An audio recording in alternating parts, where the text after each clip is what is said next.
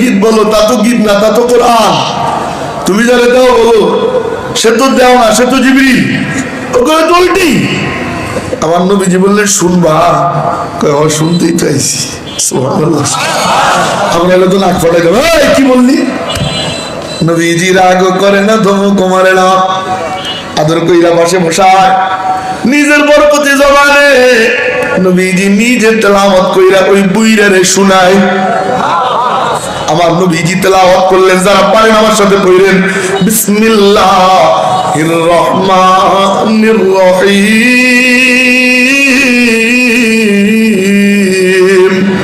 কুল হুয়াল্লাহু আহাদ,